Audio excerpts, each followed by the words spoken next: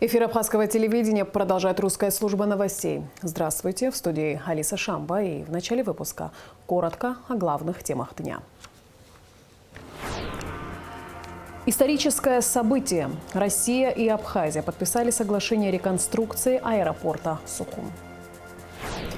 ЖД-сообщение восстановлено. Специалисты АЖД завершают расчистку железнодорожного полотна в Гагарском районе, пострадавшего из-за стихии 14 июня. Священный долг. В республике проходит призыв на военную службу.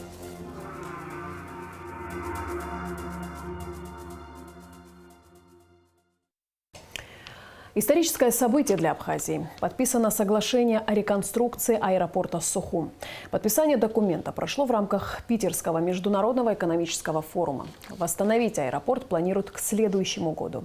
Соглашение подписали вице-премьер-министр экономики Абхазии Кристина Озгана и министр экономического развития России Максим Решетников.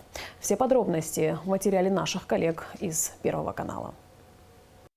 Подписывается соглашение между Российской Федерацией и Республикой Абхазия об осуществлении российским юридическим лицом инвестиционного проекта по возобновлению деятельности и дальнейшей эксплуатации международного аэропорта Сухум имени Ардзинба.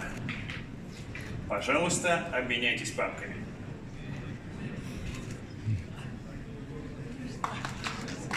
Поздравляем участников с подписанием соглашения.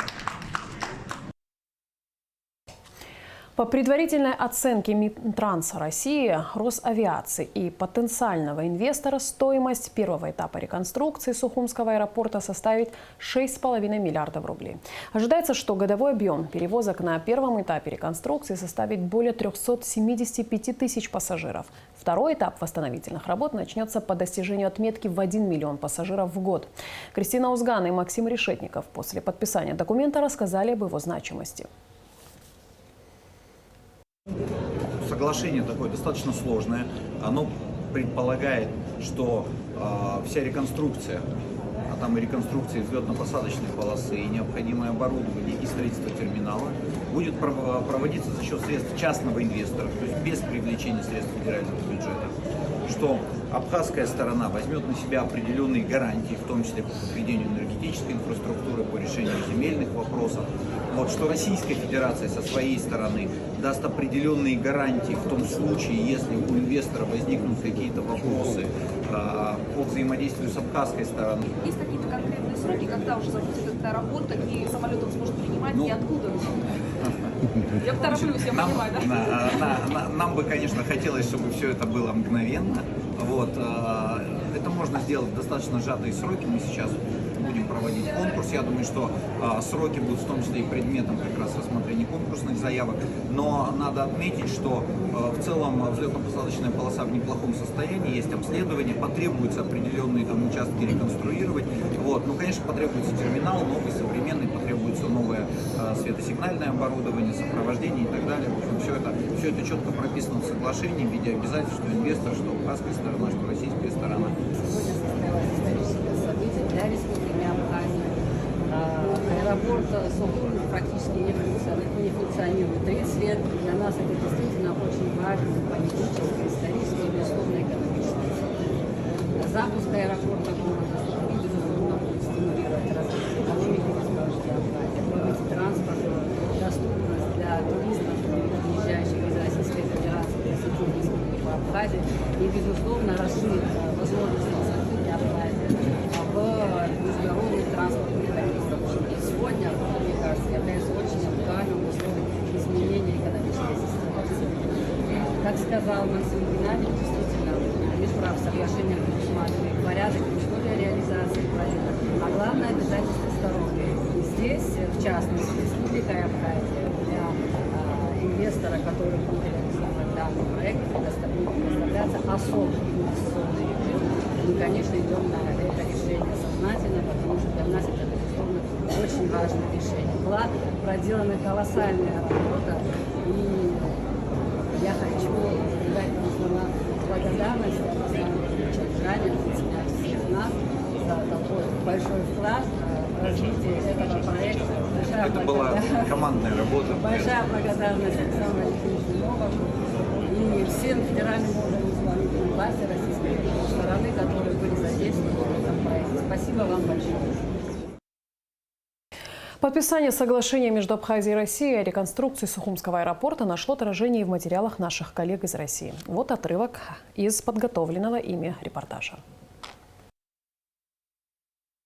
Основной день форума – это еще и день больших соглашений. Сегодня между министрами экономического развития России и Абхазии была достигнута договоренность о возобновлении деятельности аэропорта Сухум. Реконструкцией полосы и здания аэровокзала будет заниматься частный инвестор. Это снизит нагрузку на автомобильный пункт пропуска. На первом этапе объем перевозок составит почти 400 тысяч пассажиров в год. В советские годы бывало и больше. Летом в сутки принимали по 5000 человек. Здесь, на берегу Сухумской бухты, когда-то даже садился советский космический корабль «Буран». Но с 1993 года аэропорт закрыт. Состоялась встреча делегации парламента Абхазии с заместителем председателя Государственной Думы России Петром Толстым, сообщает пресс-служба парламента. Петр Толстой является сопредседателем российской части межпарламентской комиссии по сотрудничеству между Народным собранием Абхазии и Госдумой. Парламентарии обсудили вопросы межпарламентского сотрудничества, гармонизации законодательства, ситуации на абхазо-российской границе. АЖД завершает расчистку железнодорожного полотна в Гагрском районе. Специалисты Абхазской железной дороги и их российские коллеги уже третьи сутки устраняют последствия стихии. Чтобы выполнить поручение президента и успеть в срок, они ведут работы и днем, и ночью. Когда же будет восстановлено железнодорожное сообщение? На месте побывала наша съемочная группа. Репортаж Сарии Кварацхелия. Несколько домов, гостиницы и республиканская трасса в Гагрском районе пострадали из-за сильного ливня 14 июня. Из-за стихии железнодорожные пути и опоры в районе села Гербешок были повреждены. На полотно высыпалось более 1500 кубов каменистого грунта. По словам главного инженера АЖД Леонида Куруа, за последние 30 лет разрушений таких объемов и ущерба, нанесенного Абхазской железной дороге, не было. Если бы поезд пассажирский успел бы выйти на перегон, на данный, могло бы случиться нехорошее. Мы успели вовремя, остановили в Цандрипше, и поэтому здесь движения не было. Сель сошло 8 мест. Самое большое, что представление иметь, это 4-5 метров высотой и в ширину 50-60 метров. Вот столько в одном только месте. В других местах есть 3-4 места, где полностью подмыло, где рельсы, шпалы висели в воздухе. Есть, где откос земполотна был разрушен на глубину до 3-4 метров. Вот сейчас вот такие работы ведутся. Одно из этих мест, где мы сейчас вынуждены засыпать, восстанавливать откос и земполотно. Глава государства Аслан Бжани поручил в кратчайшие сроки восстановить ЖД-сообщение. Работы здесь ведутся круглосуточно. Что касается контактной сети, уже восстановили одну из упавших опор. Заканчивают восстановление второй. Для расчистки железной дороги в Абхазию прибыл специальный поезд из России. Совместно с российскими бригадами специалисты АЖД расчищают полотно, заменяют рельсы и шпалы. У нас в плане, к концу сегодняшнего дня ночью все работы предварительно завершить, чтобы открыть сообщение пассажирское и грузовое. А далее, мы будем дальше дорабатывать, но в окна, в отсутствие поездов, вот так вот, работы еще много, конечно. Все эти дни движение составов, следовавших из Российской Федерации, было ограничено. Поезда останавливались на ЖД-станции Цандрипш. Абхазская железная дорога организовывала трансфер пассажиров как из Сухума до Цандрипша, так и прибывавших гостей до столицы. Хотелось бы выразить благодарность Министерству туризма, которое предоставило нам автобусы, МЧС. То есть тоже большую помощь оказали, и администрация Гагрского района.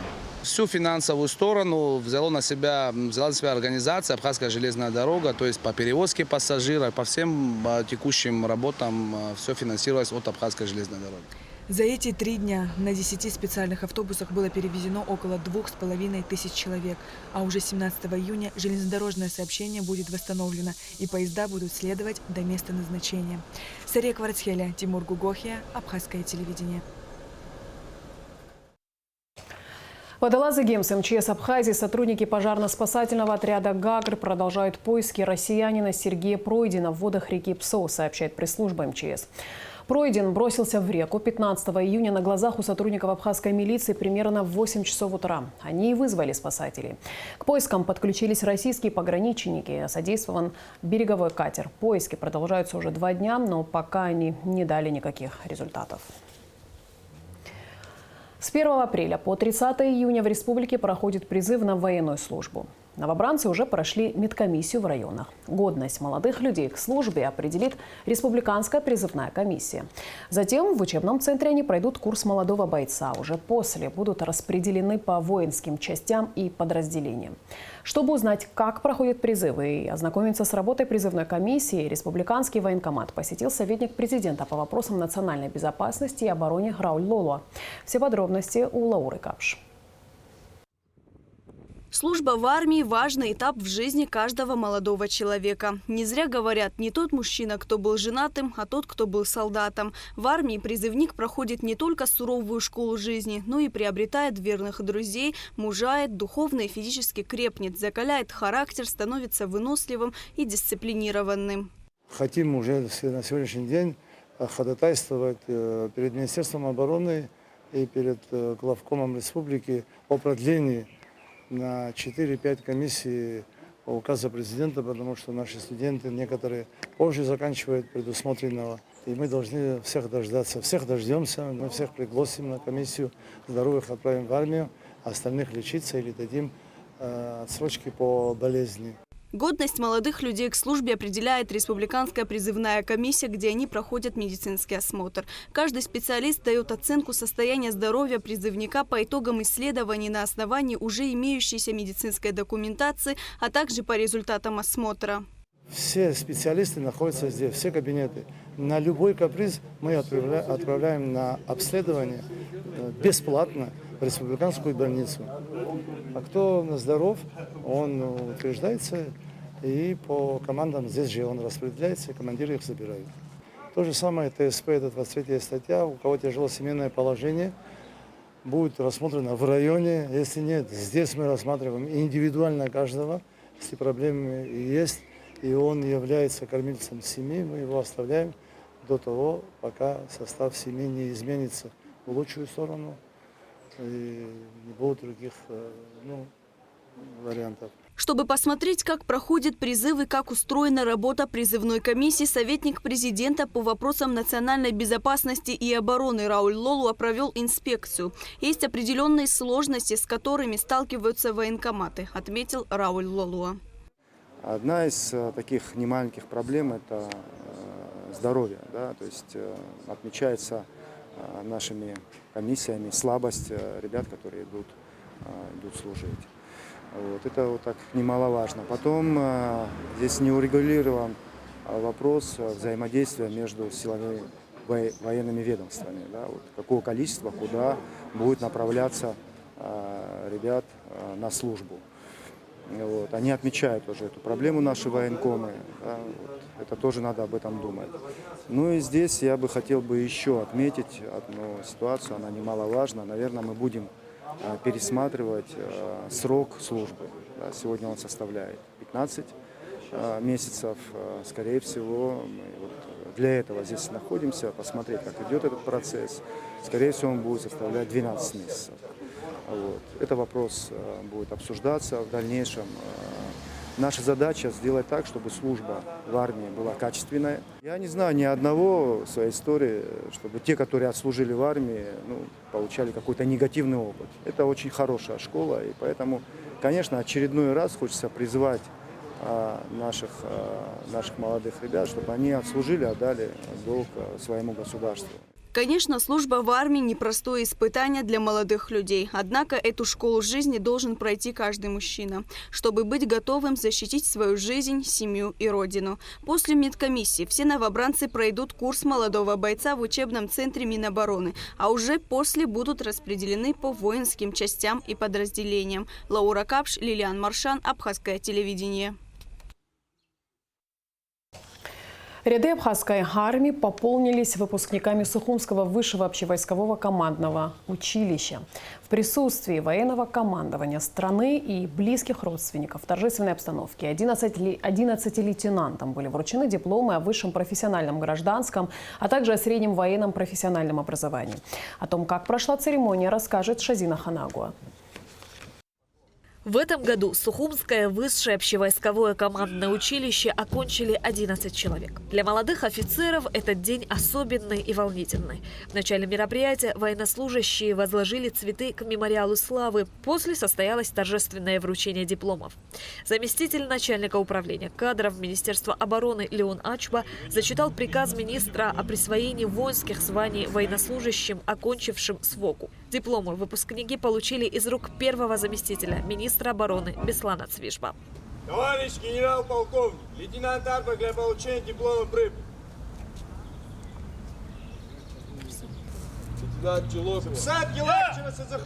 Курсанты 4 года обучались военному делу. Илья Губа гордится тем, что стал выпускником этого училища.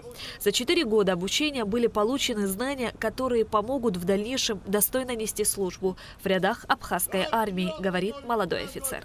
Довольно рад, что закончил училище. К этому стремились около 4 лет. Желание было работать в вооруженных силах, служить своей родине. И в остальном довольно престижное заведение учебное, в котором дают хорошее образование, хорошую дисциплину и воспитание. Все довольны, что я выбрал такую профессию, потому что гордость, что защищает твой сын, родину, твой брат и так далее.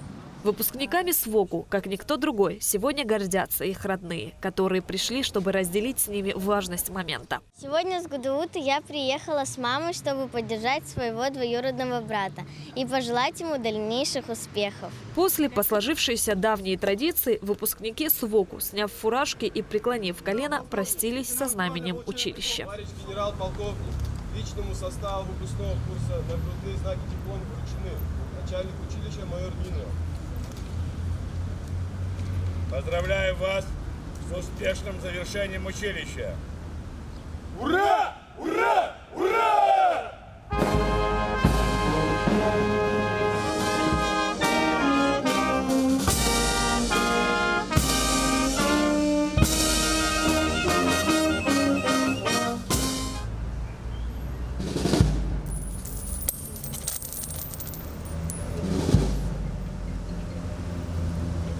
Звучат напутственные слова от руководства СВОКу и Минобороны. Поздравительный адрес от имени руководства Министерства обороны зачитал статс-секретарь Давид Бжаня.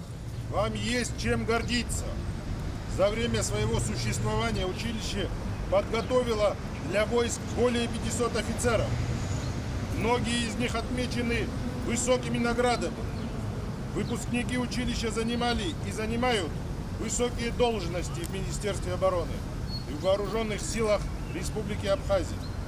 Сегодня ваши предшественники, молодые офицеры, выпускники училища с честью выполняют свой воинский долг, с отличием несут веренную военную службу. Важно отметить, что в Сухумском высшем общевойсковом командном училище курсантов обучают по методикам и стандартам российских военных училищ. В 2005 году училище было преобразовано постановлением Кабинета министров как высшее учебное заведение по стандартам российских вузов. С 2-годичного курса обучения перешли на 4-годичный курс обучения. Наши выпускники после окончания нашего учебного заведения им присваивается первичное воинское звание лейтенанта, также диплом государственного образца по квалификации менеджер по управлению персоналом. Хочу поблагодарить руководство Министерства обороны Республики Абхазия за поддержку, за оказание помощи в воспитании и молодых офицеров, и в целом за развитие нашего учебного заведения. В Сухумском высшем общевойсковом командном училище уже идет набор абитуриентов. Прием документов проводится в военных комиссариатах по месту жительства до конца июня. Вступительные экзамены у нас проходят в первую очередь это физическая подготовка, так как у нас войскоподготовка каждые полгода на летней сессии, зимней сессии проходит как экзамен. Есть другие ряд экзаменов, это вот математика, история Абхазии и, естественно, диктант, значит, письменный абхазский язык или русский язык. Абитуриент имеет возможность выбрать. Очень много абитуриентов приходят. Вот на сегодняшний день вот мы выпустили 11 выпускников. Вот в течение 4 лет, значит, их было достаточно много на первом курсе, но, к сожалению, на выпуске, значит, 4 года, сами видите, до 11 мы как-то так вот лучшие из лучших остались, скажем так. Затем, под звуки военного оркестра, молодые лейтенанты прошлись торжественным маршем и по традиции военных училищ бросили монеты в воздух на счастье. Сейчас выпускникам дается месяц на отдых, после чего они приступят к службе в силовых ведомствах страны. Шазина Ханагу, Нарсоу Цулуке, Абхазское телевидение. Торжественный и особый день был и у курсантов Высшей школы милиции. Успешно окончившим процесс обучения присвоены первичные специальные звания среднего начальствующего состава. Младший лейтенант и лейтенант милиции. Первые офицерские погоны молодым коллегам вручил министр внутренних дел Роберт Киут. Все подробности в репортаже пресс-службы МВД. В Высшей школе милиции МВД Абхазии прошло торжественное мероприятие. Курсантам, успешно окончившим процесс обучения, присвоены первичные специальные звания среднего начальствующего состава, младший лейтенант и лейтенант милиции. Равняйсь! Смирно! Товарищ министр внутренних дел, личный состав Высшей школы милиции для присвоения званий выпускникам построен. Докладывает начальник Высшей школы милиции подполковник Базильский. Здравствуйте, товарищи курсанты! Здравия желаем, товарищ министр! Поздравляю вас с окончанием учебного процесса. Ура! Ура! Ура! В торжественной обстановке первые офицерские погоны молодым коллегам вручил министр внутренних дел Роберт Киут. Вручение первых офицерских погон стоит в одном ряду с таким ритуалом, как принятие присяги, и запоминается на всю жизнь. Каждый офицер с первого дня своей службы призван охранять общественный порядок, защищать общество и государство от возможных преступных посягательств. Ведь милицейская служба не просто выбор определенного рода деятельности, но и смысл всей дальнейшей жизни. Обращаясь к выпускникам, Роберт Киут отметил, что именно им предстоит определять завтрашний день милиции Абхазии, обеспечивать законность и правопорядок в нашей стране. Пожелал успехов в службе и достижения всех жизненных планов. Я надеюсь, что каждый из вас в правильном порядке примет все полученные знания, будет с честью и достоинством нести высокое имя офицера Министерства внутренних дел. Так что желаю вам успехов, благополучия, мира и добра. Еще раз от всей души поздравляю. Наставники, преподаватели и родители выпускников пожелали юным служителям правопорядка дальнейшей успешной работы, личного счастья, мира и благополучия. Молодые офицеры получили дипломы учебного центра МВД Республики Абхазия. Это последний выпуск. Сегодня на базе учебного центра действует Высшая школа милиции Министерства внутренних дел, осуществляющая набор абитуриентов по очной 4-летней форме образования на бюджетной основе. После торжественной части мероприятия министр внутренних дел Роберт Киут провел совещание по вопросам организации деятельности ведомственного учебного заведения. В совещании принял участие заместитель министра Беслан Чкадо, начальник управления по воспитательной работе полковник Стерлигов, начальник управления кадров МВД Абхазии Аляс Шинкуба.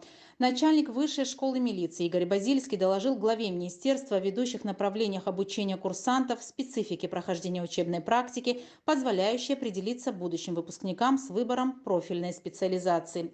Роберт Киут определил первостепенные задачи в части образовательного процесса, строевой и боевой подготовки, воспитания курсантов Высшей школы милиции, отметив профессионализм наставников и педагогов. Министр ознакомился с инфраструктурой и историей учебного заведения. Высшая школа милиции МВД Абхазии имени Героя Абхазии Смыр Виталия Хазаратовича создана на базе учебного центра МВД и ранее Сухумской средней специальной школы милиции, открытой в 1998 году. Сегодня это ведущий учебный и методический центр по подготовке, профессиональному обучению, переподготовке и повышению квалификации сотрудников органов внутренних дел.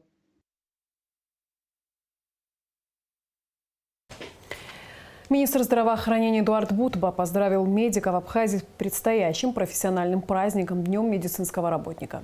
15 медиков награждены ведомственными медалями «Отличник здравоохранения» и за заслуги перед отечественным здравоохранением. Также от профсоюза работников здравоохранения все медучреждения республики получили почетные грамоты и памятные подарки. Мы люди в белых халатах, видим, какие вызовы во всем мире, какую нагрузку все несет медицинское сообщество.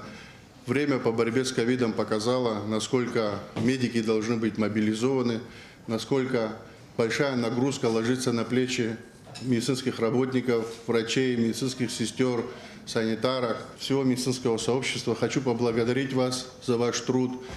Сегодня разные вызовы есть в мире. Никто не знает, какой придет вирус, допустим, да, или какой другой вызов будет. Но медицинское сообщество всегда будет стоять на страже здоровья населения. Спасибо вам за ваш труд. Спасибо за то, что вы в ежедневном формате стоите и помогаете, кто в операционной, кто рядом, кто административно. Просто хочу вам сказать человеческое спасибо. Будьте здоровы. В Сухуми прошла акция «Чистый город», которую инициировала столичная администрация. Начальникам управ администрации столицы было поручено привлечь население к участию в акции, а также рекомендовать домовладельцам провести санитарную уборку закрепленных за ними территорий. О том, как прошла акция, в материале пресс-службы администрации города. Акция «Чистый город» стала уже ежегодной. Администрация Сухума взяла шефство над фуникулером. Сотрудники всех отделов во главе с мэром поднялись на Сухумскую гору, чтобы провести уборку. Физической работы оказалось много, но никто не уклонялся. Каждый на своем участке, закрепленном за ним, наводил чистоту и порядок. Сегодня администрация города Сухум провела акцию «Чистый город». Не зря в 1950 году Мосгордума наградила город Сухум башенными часами за чистый город. Давайте также продолжим поддерживать чистоту в нашем городе. И на сегодняшний день проблема, конечно, стоит острая. Сегодня каждый принял участие, все организации вышли, поддержали администрацию города Сухум.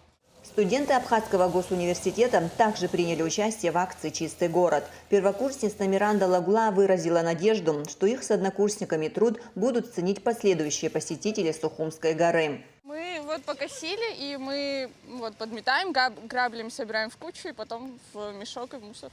Дома работаем, но не настолько физически, как здесь. Но здесь больше усилий нужно. Все-таки трава, грязь, листья, все. Первое впечатление было ужасным, что он очень грязный, хотя настолько красивые виды здесь. После нашей уборки я надеюсь, что люди перестанут мусорить.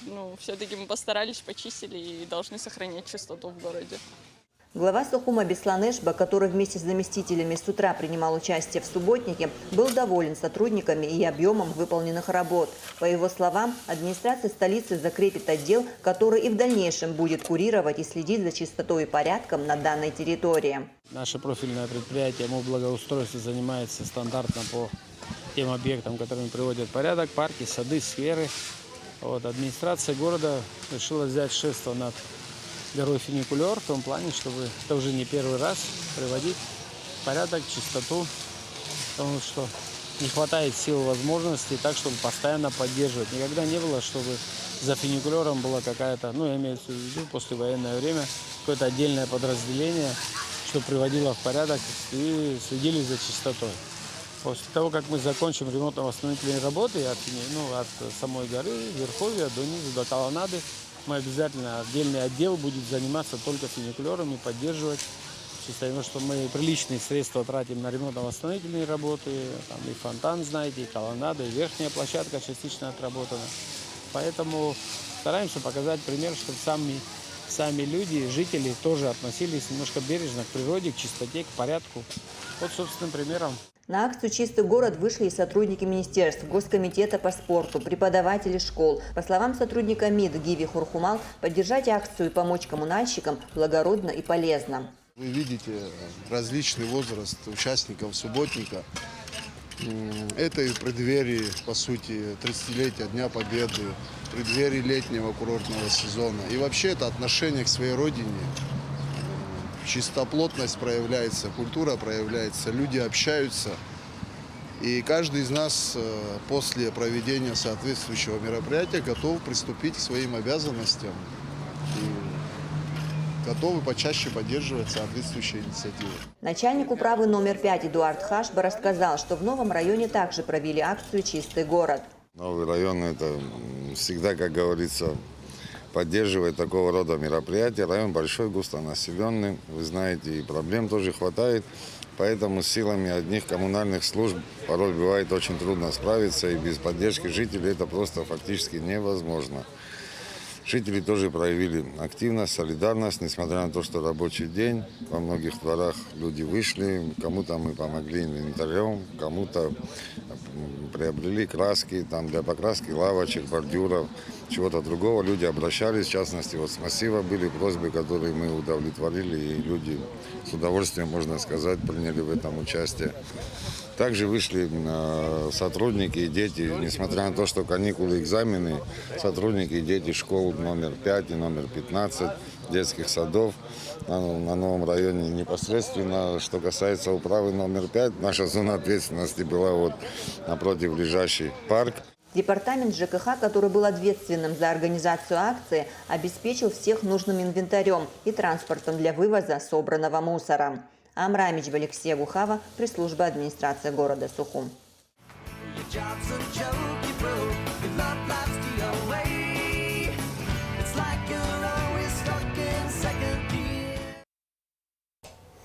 И в завершении выпуска о погоде. По сообщению Гидрометцентра, в выходные дни 17 и 18 июня на территории Абхазии ожидается облачная погода с прояснениями. В субботу без осадков, в воскресенье временами дождь, туман, гроза. Умеренный 2,7 метров в секунду, местами с порывами до 9 метров в секунду ветер. Температура воздуха ночью плюс 14-19, днем 21-26. Температура морской воды плюс 22.